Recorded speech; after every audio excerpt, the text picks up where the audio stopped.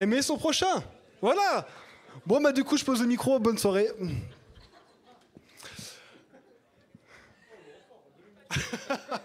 Oh, le record. Sur Aime ton prochain. Mike, pardon, je vois Mathieu, donc je dis Mathieu. Mike et Tim ont prêché sur Matthieu. D'accord ? Ils ont prêché sur le moment où Jésus dit ça. Moi, j'ai prêché sur un autre texte. Ça commence exactement de la même manière, d'accord ?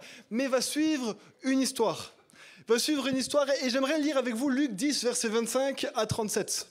Luc 10, versets 25 à 37. Ah bah c'est écrit là. Un maître de la loi se leva et dit à Jésus pour l'éprouver, « Maître, que dois-je faire pour hériter de la vie éternelle ?» Jésus lui dit, « Qu'est-il écrit dans la loi ? Qui lis-tu » Il répondit, « Tu aimeras le Seigneur ton Dieu de toute ta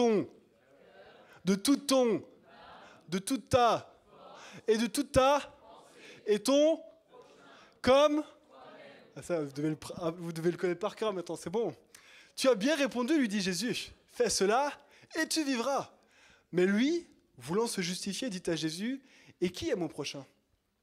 Jésus reprit la parole et dit, « Un homme descendait de Jérusalem à Jéricho. Il tomba au milieu des brigands qui le dépouillèrent, le chargèrent de coups et s'en allèrent, le laissant à demi-mort. Un sacrificateur qui, par hasard, descendait par le même chemin, ayant vu cet homme, passa outre. Un lévite qui arriva aussi dans ce lieu l'ayant vu, passa outre. Mais un Samaritain qui voyageait, étant venu là, fut ému de compassion lorsqu'il le vit. Il s'approcha et banda ses plaies, en y versant de l'huile et du vin. Puis il le mit sous sa propre monture, le conduisit à une hôtellerie et prit soin de lui.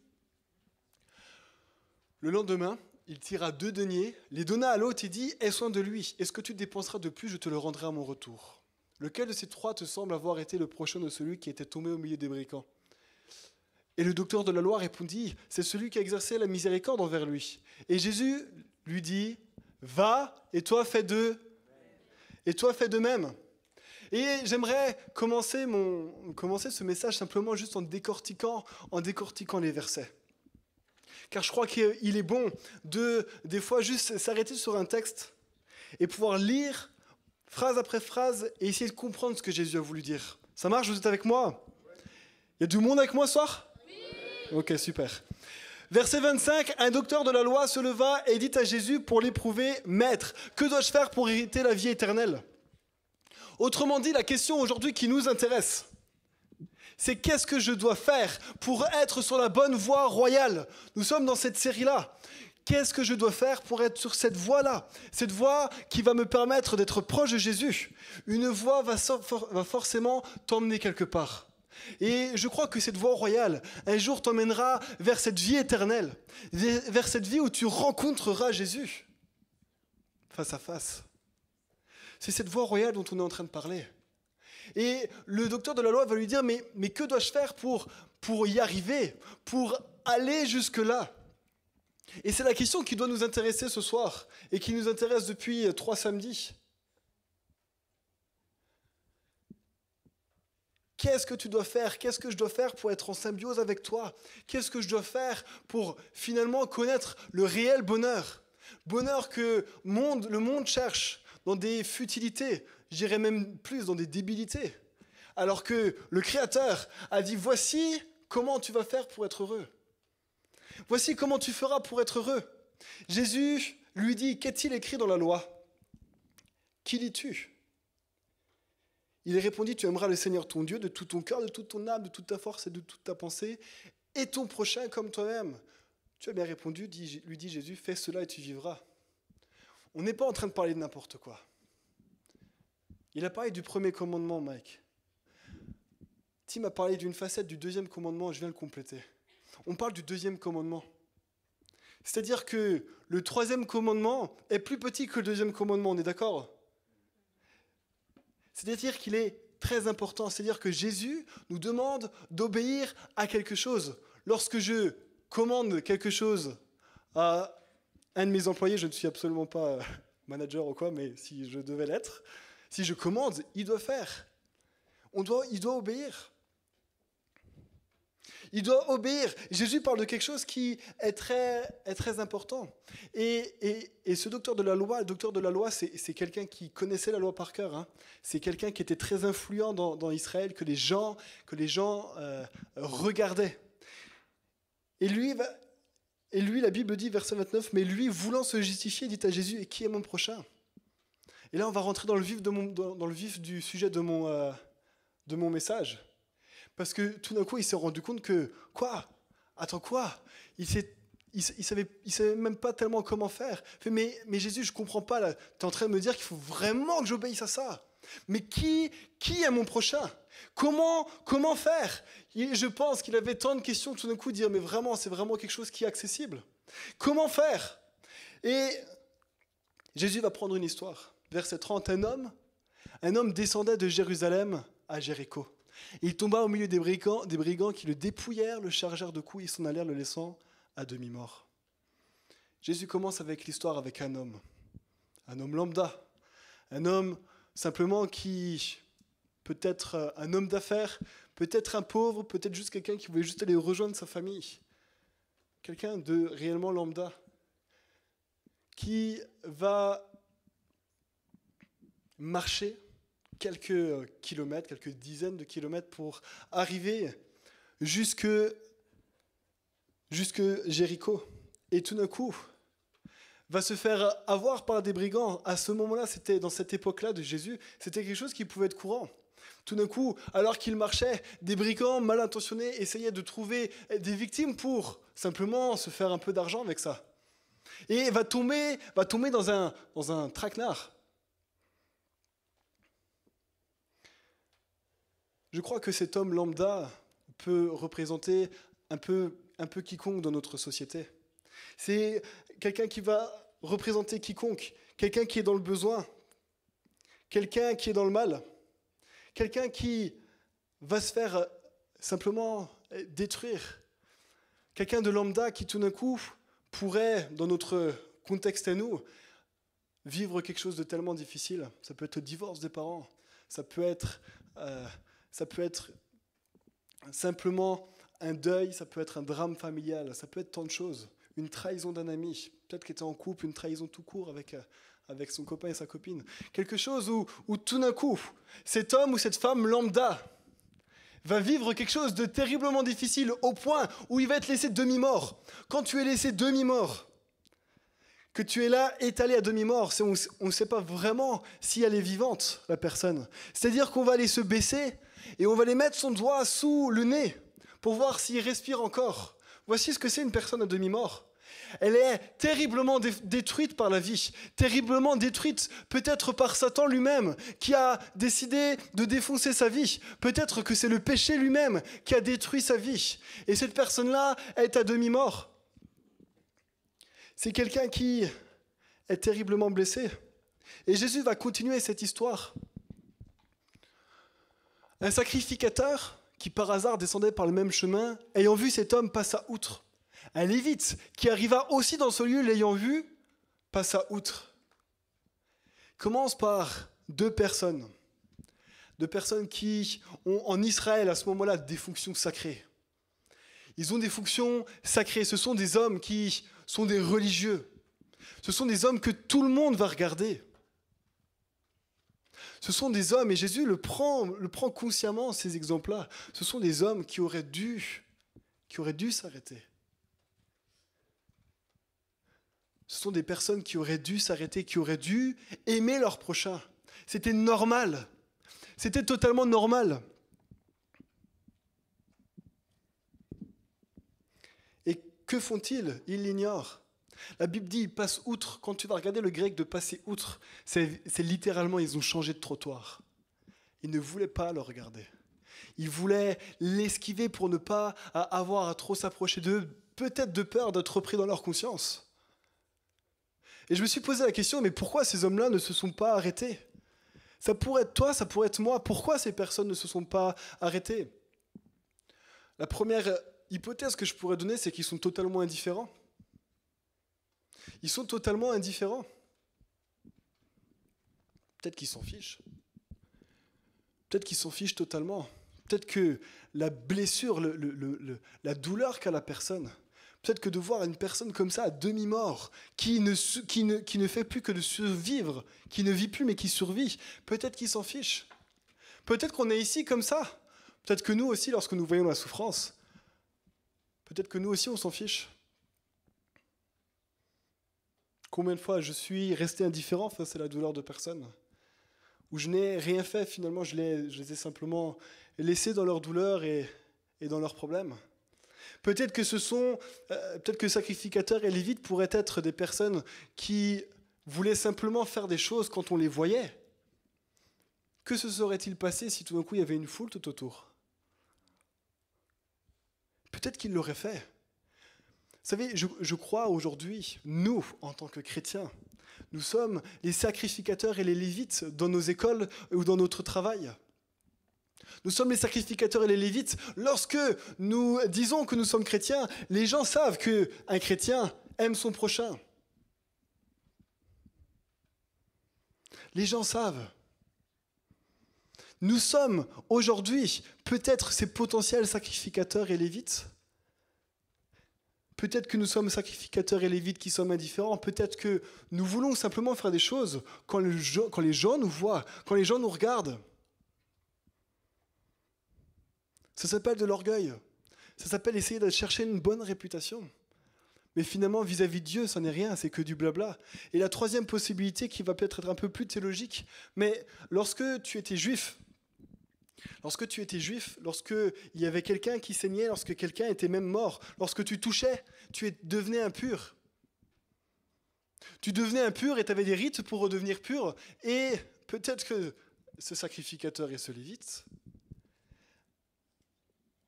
essayaient simplement d'être des bons chrétiens et ont déshonoré ce deuxième commandement en essayant d'honorer peut-être le 50e. Peut-être que des fois, nous voyons des gens qui sont dans la souffrance, qui sont demi-morts, et nous avons décidé d'aller prier. On a décidé d'aller à l'église, c'est le moment d'aller à l'église, on va louer le Seigneur. Au point de rester indifférent face à la douleur de la personne. Vous êtes encore avec moi, c'est bon? Jésus va continuer. Mais un Samaritain qui voyageait, étant venu là, fut ému de compassion lorsqu'il le vit. Il s'approcha et banda ses plaies, en y versant de l'huile et du vin, puis il le mit sur sa propre monture, le conduisit à une hôtellerie et prit soin de lui. Le lendemain, il tira 2 deniers, les donna à l'hôte et dit « Aie soin de lui, et ce que tu dépenseras de plus, je te le rendrai à mon retour. » Jésus a choisi un sacrificateur et un lévite très consciemment, parce que c'était les gens qui auraient dû s'en occuper. Et là, il reprend également à nouveau consciemment le Samaritain. Pourquoi? Parce que le Samaritain est haï des Juifs. C'est absolument pas lui qui aurait dû le faire. Il y a un réel et un profond racisme à cette époque entre le Juif et le Samaritain.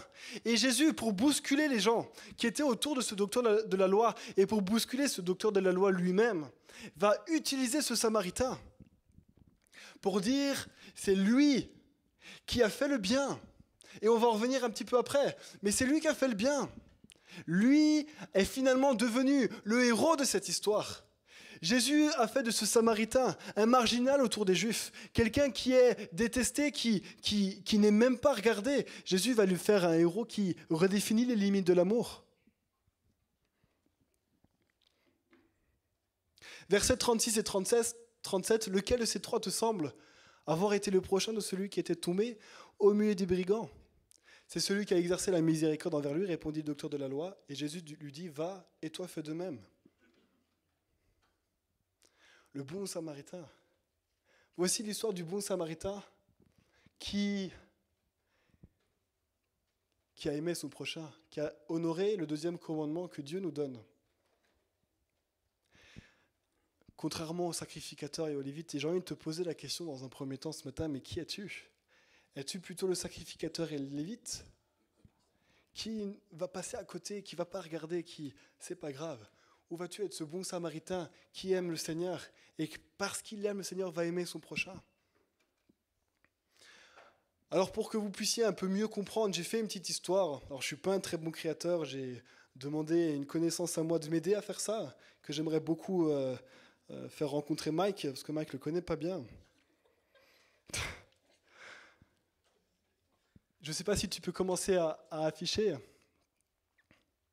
Voici le Samaritain de 2024. David, un jeune chrétien de 17 ans, revient d'une soirée de jeunesse organisée par son église. Vous êtes avec moi ? Ouais, vous suivez, hein ? Ok. C'est un samedi soir et il a hâte de rentrer chez lui. Il prend un raccourci par une ruelle qu'il connaît peu, pensant gagner du temps. Malheureusement, deux jeunes l'attaquent, le frappent et lui volent son sac à dos, des baskets et son téléphone. Il le laisse gravement blessé, étendu au sol, incapable de se relever. Quelques minutes plus tard, le pasteur Ben, bien connu dans la région pour ses prédications dynamiques et ses nombreux engagements communautaires, passe par cette même rue en voiture. Il rend une conférence chrétienne où il a prêché sur le thème de l'amour du prochain. En voyant David à terre, il ralentit un instant et le reconnaît vaguement comme un jeune de l'église. Mais, fatigué après une longue journée, il se dit « Je suis sûr que quelqu'un d'autre va l'aider. Je dois être en forme pour le service de demain. » Sans sortir de sa voiture, il continue son chemin convaincu que sa journée a déjà été assez remplie de bonnes œuvres. Un peu plus tard, Mike, un évangéliste renommé dans la région pour ses talents oratoires et sa passion pour annoncer la bonne nouvelle, passe à pied. Il revient d'une sortie d'évangélisation où il a distribué des tracts dans un autre quartier. Il voit David, mais son esprit est occupé par le succès de sa mission de la journée. Il se dit « Je dois garder mon énergie pour la grande campagne d'évangélisation de demain. » Après une brève hésitation, il traverse la rue pour éviter de s'impliquer et poursuit son chemin, et priant pour que Dieu envoie quelqu'un d'autre pour aider ce jeune. Ah, brave Mike. Finalement, un jeune homme nommé Samuel passe par là. Samuel est un chrétien comme les autres. Il a 19 ans, et bien qu'il soit fidèle à son église, il n'est pas particulièrement aimé par ses pairs. Certains le trouvent trop effacé, d'autres jugent qu'il n'a pas l'éloquence ou l'enthousiasme des jeunes leaders de l'Église. Pourtant, malgré cela, Samuel a un cœur sincère pour Dieu et pour les autres. Alors, en voyant David blessé, il n'hésite pas une seconde. Il pose son sac à dos à terre, s'agenouille à côté de lui et s'assure que David est conscient. Voyant qu'il est grièvement blessé, Samuel retire sa propre veste pour couvrir David et appelle immédiatement les secours sur son téléphone. En attendant l'ambulance, il s'efforce de parler à David pour le rassurer, priant doucement pour lui, demandant à Dieu de le protéger. Lorsque l'ambulance arrive, Samuel monte avec David et l'accompagne jusqu'à l'hôpital. Il reste à ses côtés dans la salle d'attente, veillant à ce que David ne soit pas seul. Avant de partir, Samuel laisse son propre numéro de téléphone aux infirmières pour être contacté en cas de besoin. Sans attendre quoi que ce soit, en retour, il fouille dans ses poches, sort quelques pièces et les donne à l'infirmière en demandant de les utiliser pour acheter quelque chose à manger à David lorsqu'il se réveillera. Il lui promet de revenir le voir le lendemain. Pourquoi est-ce que je vous montre ça? Pour que vous puissiez bien comprendre. J'ai pris Ben et Mike parce que je voulais vous dire, c'était des personnes comme ça, sacrificateurs et lévites. C'était des gens que tout le monde regarde, que tout le monde admire, qui prêchent sur l'estrade, qui font le bien, et qui finalement, lorsqu'ils voient réellement cet homme qui aurait été dans le besoin, s'écartent. Mike a carrément passé de l'autre trottoir, quoi. Mike, je suis déçu. Et finalement, c'est quelqu'un qui, lambda, peut aimer. Ça, c'est l'histoire du bon samaritain qui va s'occuper de cette personne blessée. Et j'ai envie de te dire, tu peux être cette personne lambda. Tu peux être ce prédicateur, finalement, qui, en train de prêcher, vu par tout le monde, qui va s'en occuper. Et tu peux être cette personne lambda. Tout le monde peut être le bon samaritain. Tout le monde peut être le sacrificateur ou le lévite. Alors, qu'est-ce qu'aimer son prochain? C'est la question ce soir. Qu'est-ce qu'aimer son prochain? Et j'aimerais simplement commencer par qu'est-ce qu'aimer? C'est un texte qui est en grec, d'accord? Un texte qui est en grec et l'amour, en grec, il y a 4 mots. Nous, il y en a un. C'est-à-dire que j'aime ma femme et j'aime le chocolat. C'est le même mot. C'est le même mot. En français, c'est le même mot. On est d'accord avec ça? Je ne suis pas en train d'inventer du français, là, on est d'accord. J'ai pas un mot que j'ai pas dans mon lexique, on est d'accord. Le premier mot qui veut dire aimer, c'est storger. Storger, c'est l'amour familial. C'est l'amour que je vais ressentir envers mes parents. C'est l'amour que je vais ressentir envers mes frères et sœurs. Sacha, je te storge. Et c'est l'amour que je vais avoir avec mes enfants. C'est l'amour storge. Ensuite, il va y avoir l'amour philia. C'est l'amour qui est amical. Tim, je te filia. C'est l'amour qui est amical. Ensuite, il y a Eros. Eros, c'est l'amour qui va être romantique et passionné.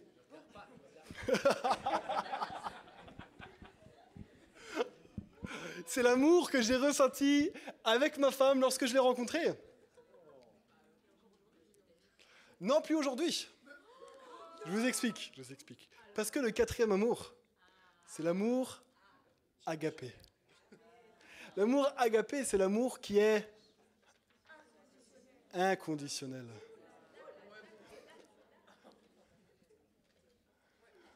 Écoute, je sais pas, j'essaye. Voilà, d'accord. Peut-être que j'érosse encore ma femme, mais je l'agape aussi, d'accord? On est d'accord? Ça va, si j'utilise ce vocabulaire, ça va? Vous vous filiez bien, c'est bien? Cool. Quand Jésus parle et commence à dire « Tu aimeras ton Dieu de tout ton cœur, de toute ton âme, de toute ta force et de toute ta pensée, et tu aimeras ton prochain comme toi-même », il n'est pas en train de dire « Tu filia », il n'est pas en train de dire « Tu storgeras », il n'est pas en train de dire « Tu rosseras », il est en train de dire « Tu agaperas ». C'est cet amour inconditionnel. Il va falloir que tu aimes ton Dieu de façon inconditionnelle, toi-même de façon inconditionnelle, mais tu vas devoir aimer ton prochain de façon inconditionnelle. Tu vas devoir l'agaper. Alors qu'est-ce que... Allez, si je vais un peu plus en profondeur sur le mot agaper, qu'est-ce que c'est? L'amour agapé, je l'ai dit, il est inconditionnel. Il accepte l'autre tel qu'il est. Je me suis noté un petit peu des trucs. Il accepte l'autre tel qu'il est.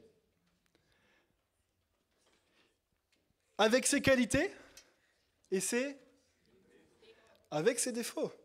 Il souhaite son bien-être sans profit personnel. Il a de la compassion pour l'autre et l'aime, même si lui n'est pas aimé. Il aime son prochain et il dépasse toutes les différences, qu'elles soient religieuses, sociales ou culturelles.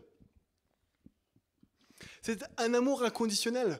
Peu importe qui est la personne, peu importe, je vais l'aimer. Peu importe s'il est aujourd'hui catholique, juif, musulman, témoin de Jéhovah, peu importe, on s'en fiche. Dieu me demande de l'aimer. Peu importe qu'il soit noir, arabe, chinois, français, brésilien, on s'en fiche. Le but, c'est de l'aimer. Peu importe qu'il soit pauvre ou riche, le but, c'est de l'aimer. Ça, c'est l'amour qui est inconditionnel. L'amour agapé est cet amour qui dépasse toute chose. Je l'aime sans condition. L'amour agapé est celui qui va se donner gratuitement, de manière désintéressée. Il ne va pas chercher un retour, un quelconque retour. Le problème aujourd'hui, c'est que quand on aime, on est très vite égocentrique. Ça, vous savez ce que c'est, égocentrique ? L'égocentrisme, c'est quand tout est tourné autour de moi. C'est-à-dire qu'il y a moi et tout doit graviter autour. L'amour agapé, c'est pas ça. Tu vas pas aimer en fonction d'avoir un retour. Tu vas aimer en étant, écoutez-moi bien, en étant christocentrique. Ça, c'est un gros mot, d'accord ? Christocentrique, ça veut dire qu'il y a Jésus. Et tu vas tourner autour de Jésus. Et parce que tu aimes Jésus et que tout tourne autour de Jésus, alors les prochains vont être autour de toi. Tu vas les aimer de manière gratuitement désintéressée et sans égocentrisme. Tu as été créé, je me suis noté au stylo, là, je me suis noté ça tout à l'heure, tu as été créé par lui et pour lui. Voilà pourquoi tu dois tout tourner autour de Jésus. Parce qu'il a tout fait pour toi. Il t'a créé, il t'a donné la vie. Et il t'a donné sa vie. Tu dois absolument, pour être heureux, je parle encore du bonheur. J'aime parler du bonheur parce que c'est tellement aujourd'hui le leitmotiv de toutes les influenceurs, influenceuses que vous pouvez voir à la télé. Tu veux être heureux, il faut que tu fasses ci, il faut que tu fasses ça. La Bible dit totalement autre chose. La Bible n'est jamais en accord avec ce qu'ils disent, honnêtement, jamais en accord. La Bible dit que si tu veux être heureux, il faut que Jésus soit au centre de ta vie. Et il faut, du coup, à cause de ça, te dire que l'autre est aussi important que toi. Il n'est pas plus important, il n'est pas moins important. C'est pour ça que Jésus va dire, tu dois aimer ton prochain comme toi-même. Parce que tu t'aimes. Alors l'autre personne est à l'égal. Il est à l'égal. Ni au-dessus, ni en dessous. Tu ne peux pas laisser. Tu ne peux pas aimer les gens au point de t'oublier, c'est pas possible. Là, on a un autre souci. Mais tu ne peux pas t'aimer toi plus que ce que tu aimes les autres. Ça non plus, c'est pas chrétien. C'est pas ce que Jésus nous demande. Et le dernier chose que j'ai marqué de l'amour agapé, quelque chose que j'aime bien, c'est un amour qui se situe en dehors de l'émotionnel. Généralement, on dit, mais j'ai pas ce sentiment. Aimer Dieu, c'est difficile, là, c'est pas là, c'est difficile. Aimer son prochain, comment c'est pas ici. Et c'est à cause de ce genre de réflexion, et je fais une petite parenthèse, que aujourd'hui, nous avons tellement de divorces. Et je vais vous le dire, chacun, je pourrais vous regarder droit dans les yeux, à chacun, s'il vous plaît. Lorsque tu prends un engagement, lorsque tu es encore en train d'éroser, d'agaper ta femme, ta future femme ou ton futur mari, et que tu veux te marier, et que tu prends un engagement, l'amour éros, cet amour qui est passionné, doit au bout d'un moment, va certainement au bout d'un moment, et tous les conseillers conjugaux vont le dire, cet amour éros, cet amour qui est passionné, cet amour qui brûle, qui donne des papillons dans le ventre, vont au bout d'un moment commencer à s'amoindrir. Et c'est à ce moment-là que tu vas devoir commencer à agaper. Parce que le problème, c'est que le moment où tu arrêtes et qu'il n'y a plus du tout d'éros, qu'est-ce qui se passe? Voilà pourquoi aujourd'hui, nous avons des statistiques aujourd'hui à un divorce sur deux mariages, un divorce. 50%. Ça, c'est la Bible qui parle de ça. Ça, c'est la Bible. Et je crois que vis-à-vis de Dieu, je ferme ma parenthèse, vis-à-vis de Dieu, c'est la même chose. Nous devons agaper Dieu. C'est un amour inconditionnel. C'est un amour qui se situe bien au-delà de ce que je ressens. Oui, l'émotion est quelque chose d'incroyable. Et c'est quelque chose que Dieu a créé. Et si tu en as, c'est excellent. Mais je crois que des fois, c'est des vagues. Et des fois, nous sommes dans des creux bien trop longtemps. Et tout d'un coup, nous avons envie de lâcher. L'amour agapé se situe au-delà de l'émotionnel. Alors maintenant, parlons de ce que le Samaritain a fait. Maintenant qu'on sait que Jésus nous demande d'agaper son prochain, regardons ce que le Samaritain a fait. Versets 33 et 35. Mais un Samaritain qui voyageait, étant venu là, fut ému de compassion lorsqu'il le vit. Il s'approcha et banda ses plaies en y versant de l'huile et du vin, puis il le mit sur sa propre monture, le conduisit à une hôtellerie et prit soin de lui. Le lendemain, il tira 2 deniers, les donna à l'hôte, et dit « Aie soin de lui, et ce que tu dépenseras de plus, je te le rendrai à mon retour. » La première chose que va faire ce Samaritain, il va avoir de la compassion. Alors oui, la compassion, c'est de l'émotion. Je n'ai pas dit que c'était interdit. Il va avoir de l'émotion. On va le voir là à terre. On va le voir défoncé, détruit par la vie. Une telle souffrance dans son cœur. Peut-être perdu son père, peut-être perdu sa mère, peut-être perdu son frère ou sa sœur. Un réel deuil. Peut-être que c'est quelqu'un qui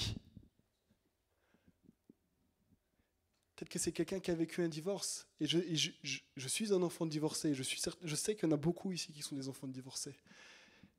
Ça fait mal. Ça laisse des enfants à demi-morts. Et ce Samaritain, que va-t-il faire? Une fois qu'il a eu cette compassion, il va se sacrifier personnellement. Il va se sacrifier, il va se donner. Il va donner de son temps. Il va donner de son argent. Il partage avec lui son moyen de transport, c'est-à-dire qu'il devait avoir un cheval ou un âne, j'imagine que c'était un âne. Il l'a mis dessus, il a marché à côté. Il a fait des efforts pour prendre soin de lui. Il a fait des efforts, il a donné de l'argent. 2 deniers, c'est environ 10% d'un salaire mensuel. C'est-à-dire que tu gagnes 1 300 €, tu lui as donné 130 € pour qu'il puisse être hébergé. Ça reste beaucoup. Ça reste beaucoup. Il a fait des services rendus. Il l'a aidé. Pour l'aimer. Que pourrais-tu faire pour aimer? Aimer cette personne qui est demi-mort. Et je crois que dans notre monde, les gens sont même morts. Ils sont morts parce qu'ils ne connaissent pas Jésus. Et je crois que pour qu'ils puissent un jour rencontrer Jésus, nous avons besoin de les aimer. Qu'est-ce que tu peux faire chez toi? C'est peut-être dans ta famille, c'est peut-être tes parents eux-mêmes qui ne sont pas chrétiens, qui ne connaissent pas Jésus et qui sont eux à demi-morts. C'est peut-être tes amis, c'est peut-être tes voisins.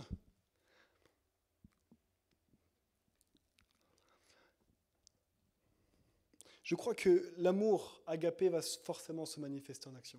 Si tu ne fais rien, alors tu n'aimes pas. Si tu ne fais rien, tu n'agapes pas. J'essaie de faire ce que je peux, moi, chez moi à la maison. J'ai des voisins qui ne connaissent pas le Seigneur. J'essaie de tout montrer pour leur montrer que je les aime. C'est des petits vieux, ils ont 70-80 ans, je leur tourne la pelouse. Ah, mais à 70-80 ans, c'est plus... c'est des petits vieux. Ouais, tu rigoles. J'essaie de leur tourner la pelouse dès qu'ils ont besoin de quelque chose. Je vais leur faire. Alors, ils ne sont pas à demi-morts, comme le Samaritain en a eu un. Mais ce sont des gens qui ont besoin de Jésus. Comment vas-tu faire pour aimer ton prochain? Tu peux faire des cadeaux, tu peux passer du temps avec eux. Il y avait quelqu'un qui était parmi nous, et on peut aussi aimer les gens, on peut les agaper parmi nous parce que nous sommes des frères et des sœurs, mais qui était là, qui n'avait pas d'argent, qui galérait dans les études, et quand je vous dis qu'il n'avait pas d'argent, il n'avait vraiment pas d'argent, les parents étaient partis, il était mineur, il ne restait plus que le foyer. Avec ma femme, on l'a pris sous notre aile. On lui a donné du temps. Ma femme a donné beaucoup de temps pour qu'il puisse aller au week-end, parce qu'avec l'administration, c'est pas toujours simple avec les mineurs. On a donné de l'argent, parce qu'on a décidé qu'on voulait se battre. Aujourd'hui, il gagne son propre argent. Aujourd'hui, il est majeur, il gagne son propre argent. On est bon. Il peut venir ici librement. Comment tu vas faire pour agaper les gens qui sont autour de toi ?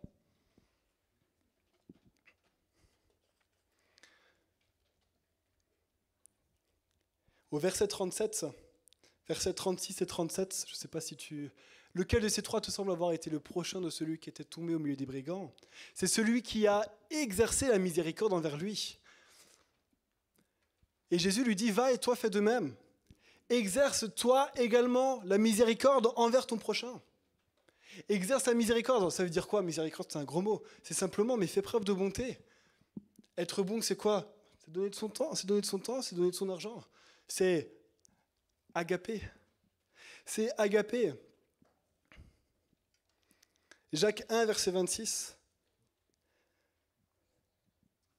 La religion pure et sans tache devant Dieu, notre Père, consiste à visiter les orphelins et les veuves dans leur affliction et à se préserver des souillures du monde. La religion pure et sans tache. Comment obéir à Dieu de tout son cœur en respectant le premier et le deuxième commandement? Ok. Une religion pure et sans tache, c'est obéir à Dieu, c'est être pur devant Dieu. Si tu es pur devant Dieu, c'est que tu obéis à tout. Qu'est-ce que c'est qu'obéir à Dieu? C'est visiter les orphelins et les veuves dans leur affliction. Autrement dit, aujourd'hui, les orphelins et les veuves, ça veut dire quoi pour nous aujourd'hui? Les orphelins, c'est ceux qui n'ont plus de parents pour subvenir à leurs besoins. C'est ceux qui sont dans la galère. Les veuves, à l'époque, lorsque le mari mourait, n'avaient pas d'argent. Il n'y avait pas d'argent qui rentrait. Visiter les gens qui sont en difficulté. Ce sont des gens qui souffrent terriblement. Des fois, des gens qui n'ont même plus à manger ou à boire parce que la vie est devenue trop chère. Agaper son prochain. Agaper son prochain. Je crois que c'est prendre soin des personnes qui sont dans la galère. Vous savez, je crois que nous sommes, et quelqu'un a dit ça comme ça un jour, nous sommes la seule Bible que les gens liront. Ça, vous êtes avec moi ce soir? C'est-à-dire qu'en te voyant toi, parce que tu as décidé d'agaper ton prochain, vont voir Jésus au travers de toi, vont voir ce que la Bible dit au travers de toi. On était avec Mike dans une réunion cette semaine, et il y a une dame qui nous a raconté en 3 mots, elle n'a presque rien donné. Mais quand même, je trouve que c'est quand même assez incroyable cette histoire. Un homme qui a la même histoire que Paul, dans un pays arabe ou peut-être en Asie, je ne sais plus, détestait les chrétiens, persécutait les chrétiens et tuait les chrétiens.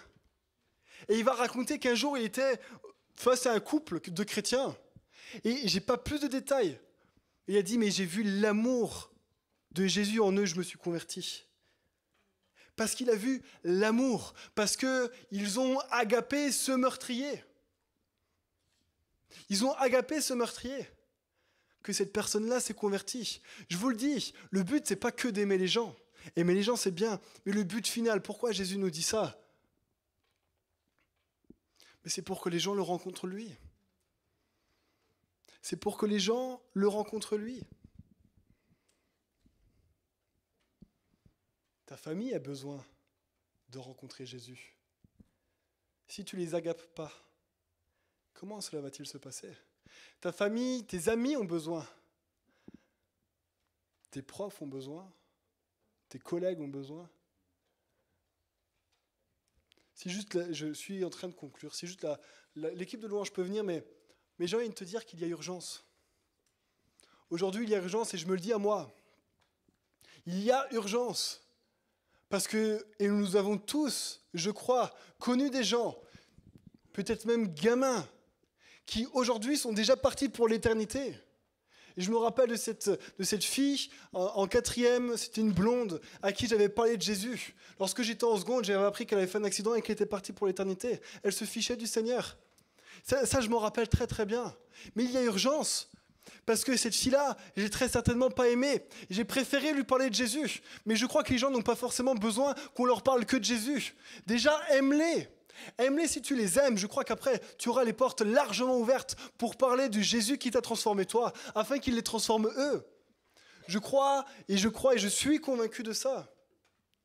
Nous ne pouvons pas tanner les gens avec l'évangile. Nous ne pouvons pas les forcer. Par contre, si tu les aimes, tu verras que tout changera. Si tu les agapes, tu verras que tout changera. Il y a urgence. Et je crois que lorsque Jésus va dire tout ça au docteur de la loi, le docteur de la loi s'est quand même senti coupable de ne pas réussir à le faire. Et je crois, et quand j'ai lu ça et quand j'ai commencé à travailler ça, je me sentais coupable. Et je crois qu'il y a de la culpabilité chez certains d'entre vous, dire j'y arrive pas. C'est trop dur. C'est trop dur. Et je vais te dire, enlève cette culpabilité. Enlève cette culpabilité. Je crois que il ne faut pas que tu fasses. Ah, Esté, tu as dit tout à l'heure qu'il fallait faire des actions, donc il faut faire, et puis... Non, ne fais pas. Il faut que tu sois proche de Jésus pour faire ça. Je crois qu'il faut que tu sois proche de Jésus. Vous savez, je crois, je suis convaincu que pour faire le deuxième commandement, il faut déjà pratiquer le premier commandement. Ça veut dire, et là je vais conclure pour toute la série en entière, mais je crois et je suis convaincu que pour faire le deuxième commandement, il va falloir que tu pratiques le premier commandement. Mais pour faire le premier commandement, il va falloir que tu rencontres ce Jésus. Il va falloir que tu rencontres cet amour. Il va falloir que tu rencontres l'agape lui-même. Je crois que Dieu est amour.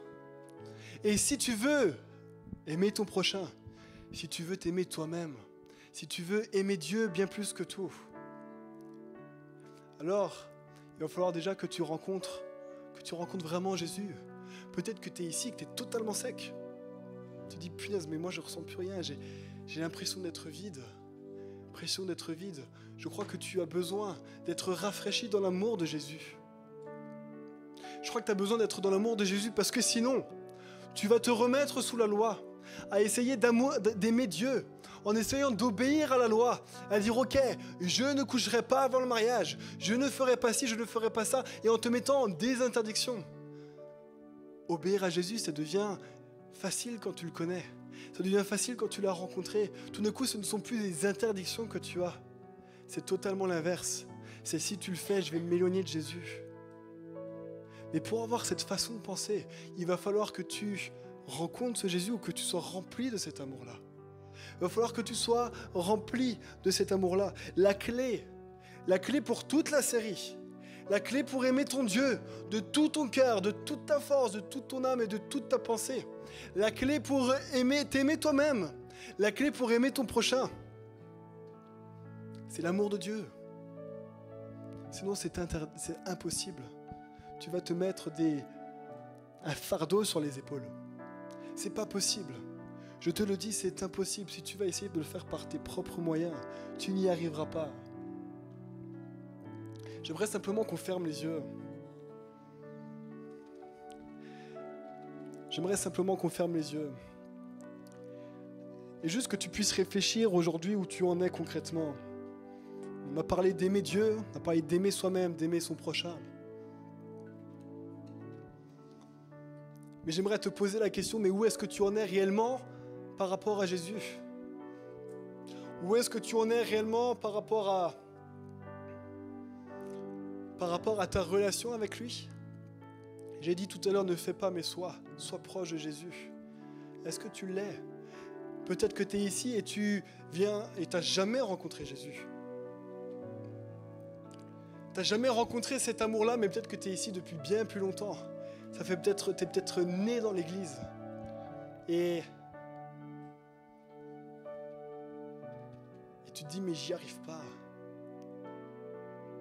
Et en lisant des fois la Bible, je me sens coupable de ne pas y arriver.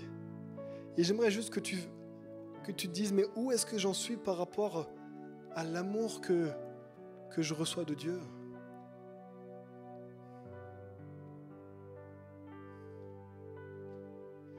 Où est-ce que tu en es? Et j'aimerais simplement te laisser la possibilité juste de te lever si toi, aujourd'hui, tu te dis « mais j'ai tellement besoin d'être rempli ou d'être re-rempli. J'ai besoin d'être re-rempli par l'amour de Jésus. » Pourquoi est-ce qu'il faut et pourquoi est-ce que je te propose ça? Mais parce que Jésus a tout payé pour toi. Il t'a donné la vie, je l'ai dit tout à l'heure. Il a donné sa vie pour que toi, tu puisses arriver dans cette voie royale et arriver jusqu'au royaume de Dieu. Ce royaume où on vivra des choses qui sont tellement extraordinaires. Si juste tu es là et tu dis « je veux être rempli ou re-rempli de cet amour au plus profond de moi », je t'invite simplement à te lever à ta place. Et je vais prier pour toi. Simplement, lève-toi à ta place.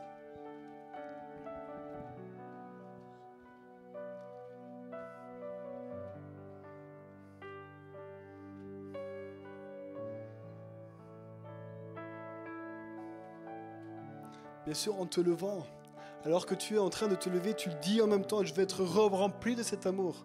Mais pour obéir. Pour obéir au premier commandement et pour obéir au deuxième commandement. Oui, ça te demandera forcément des efforts, mais ô combien cet effort sera bien léger. Tu auras un fardeau doux et léger, dit la Bible.